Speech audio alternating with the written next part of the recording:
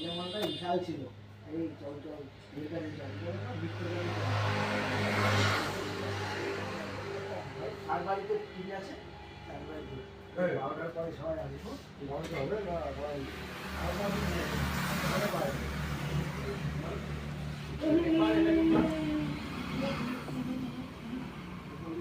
আমি বলে দিই জীবনে কোনোদিনও গরম জিনিস বৃষ্টি মারবে না নরম হয়ে যাবে এই আর কি না বিয়া দাদা আমি এটা বলে দিই এখন লাভাইবে কি খেয়ে কিন্তু এই যে জিনিসটা এখন আছে না এক জায়গায় ভালো রাখ লাভাই খেয়ে কিন্তু লাভাইও খেয়ে কিন্তু আচ্ছা ভাই সব বলো তুমি মুখটা জল বলো এনি টাইম দেখুন গরম জিনিসটা বৃষ্টি মারতে তাহলে এগুলো নরম হয়ে যাবে বেলা কি বললো কি আনতে হবে মনে আছে কলাউডের তেল একটা গুড নাইট তেল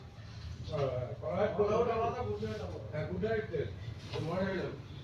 মিস্ত্রির নাম কি